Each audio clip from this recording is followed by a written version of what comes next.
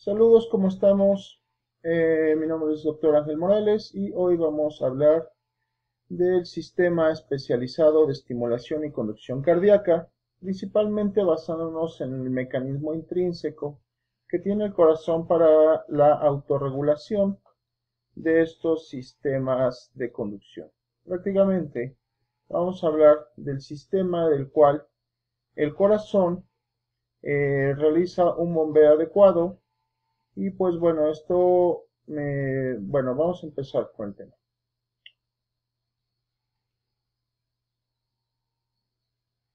Recordando un poco las vías del sistema de conducción, también llamado sistema eléctrico, sistema cardiorrector, nuestro corazón funciona a base de un nodo sinusal, fibras internodales, nodo auriculoventricular, las del nodo AB, las fibras de Purkinje y todas las demás fibras que van a funcionar como un sistema de conducción eléctrica.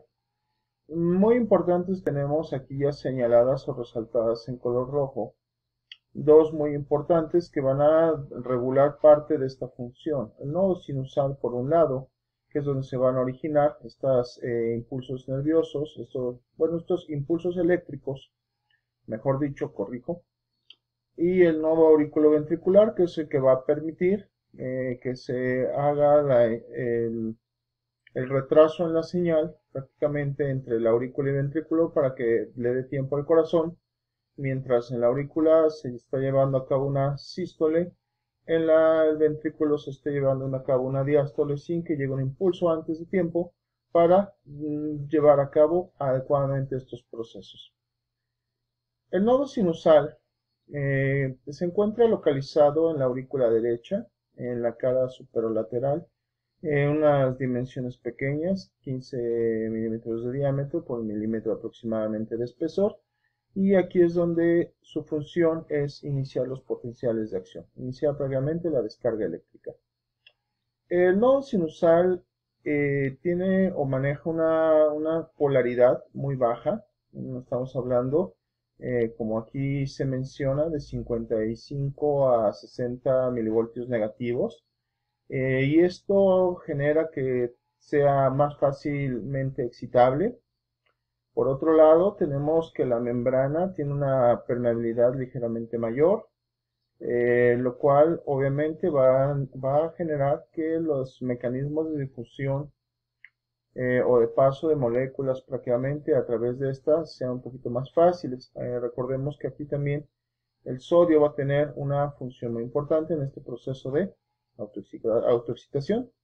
La elevación del sodio en el líquido extracelular, en las células, o así que en las regiones periféricas, estas células cardíacas, va a determinar directamente el proceso de despolarización, ya que si el sodio se empieza a elevar un poquito más por encima de los valores medios estándares, sabemos de 144, 150 mil equivalentes litro, vamos a tener que el sodio va a pasar con mayor facilidad.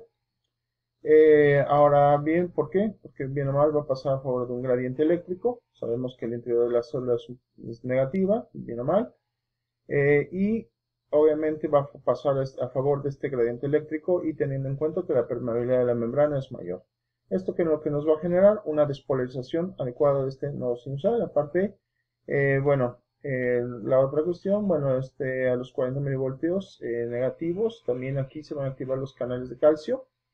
Un poquito diferente, ahorita lo vamos a ver en una gráfica, un poquito diferente al potencial de acción cardíaco, el cual prácticamente aquí estamos hablando de que lo que en un potencial muscular cardíaco de fibras auriculares, fibras ventriculares e incluso fibras de conducción, como la fibra de Purkinje, vamos a tener que existe una meseta. Aquí vamos a carecer de esa fase meseta y prácticamente junto con la fase 1, una vez que se sobrepasa el potencial de umbral, vamos a tener la apertura de estos canales de calcio, lo cual vamos a generar una despolarización continua y vamos a alcanzar más rápidamente este potencial de actividad. Ahí es donde se va a generar su aparente meseta. Ahorita lo vamos a ver en una gráfica.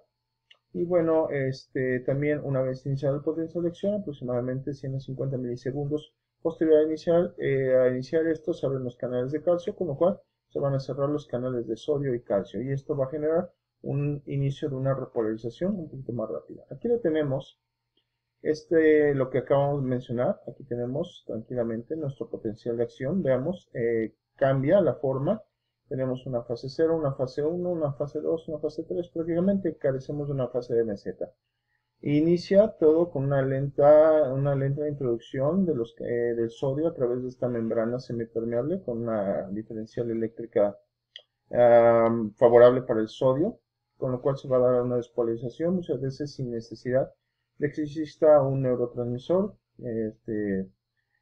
proveniente del sistema nervioso simpático por estimulación simpática. Entonces aquí muchas veces no necesitamos eso, y eso es lo que nos va a generar prácticamente una despolarización. Y una vez pasado el umbral, como hemos dicho, 40 milivoltios negativos, para entrar en nuestro periodo, como decimos, en nuestro periodo refractario absoluto, vamos a tener que se va a dar la apertura de los canales de calcio. Esto, ¿qué es lo que va a generar? Una despolarización rápida, alcanzando su potencial máximo, su overshot, a una carga eléctrica menor.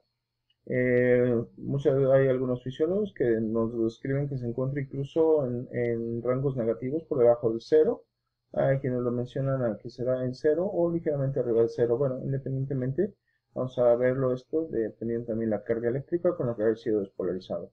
Y aquí es donde se va a dar el cierre de estos canales de calcio, iniciando su apertura de los canales de potasio, junto con también el cierre de los canales de sodio, generando igual su fase de repolarización con su fase de hiperpolarización, activación de bombas, y retornar obviamente de nuevo a una membrana celular basal. Esto es lo que tenemos que va a generar que este mecanismo de aumento de permeabilidad como decimos, de sodio, genere obviamente una constante despolarización. Una vez que se pasa a la fase de hiperpolaridad, tenemos prácticamente incrementado esta fase de potencial.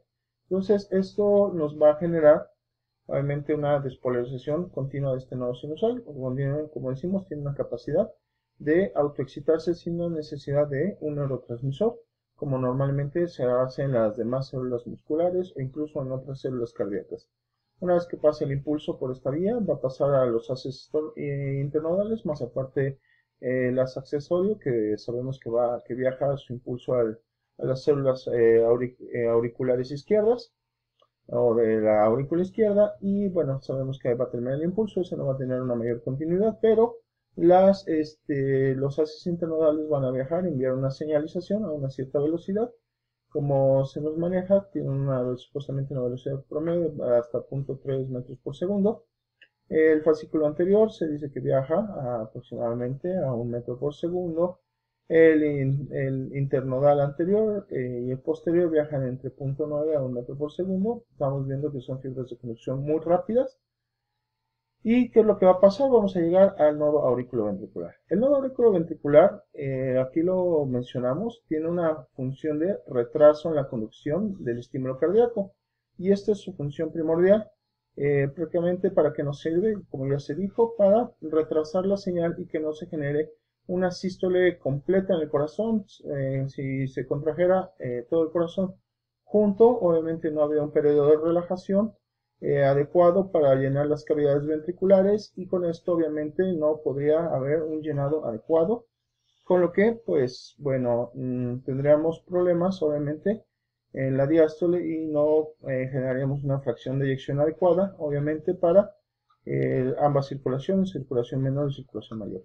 ¿Cómo funciona esto?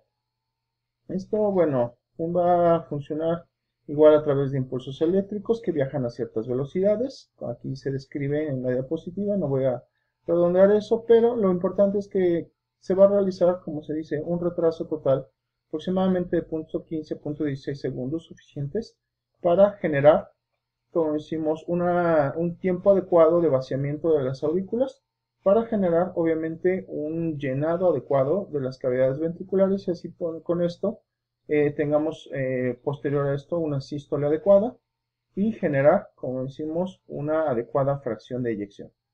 Bueno, ¿en qué consiste el fenómeno de reentrada? Un fenómeno de reentrada, como decimos, de excitación de reentrada, es un fenómeno que, bueno, tiene, como decimos, dos cuestiones importantes que tenemos que tomar aquí.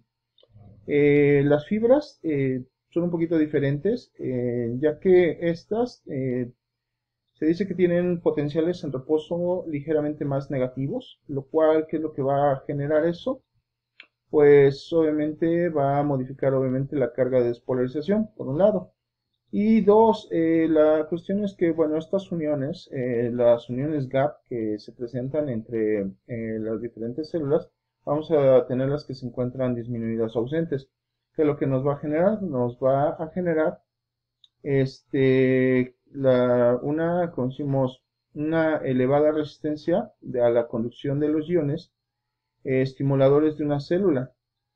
Siguiente, que quiere decir que va a modificar el potencial, prácticamente el potencial de conducción, generándonos también un mecanismo el cual va a generar pequeñas fases de reentrada, que quiere decir el potencial eléctrico puede viajar en una dirección opuesta y esto también generará pequeños bloqueos parciales en la conducción, lo cual obviamente va a ir reteniendo o va a generar una transmisión del potencial eléctrico ligeramente más lento, lo cual va a generar eso, va a generar un retraso, como decimos, prácticamente del potencial. Por lo tanto, como decimos, siendo entonces las fibras de bajo voltaje, van a propulsar iones y bueno, van a propulsar de diferente forma los iones y esto con la resistencia elevada que tiene al movimiento de los mismos es fácil que pues podamos ver que con esto se va a generar una estimulación lenta de las fibras sucesivas dentro de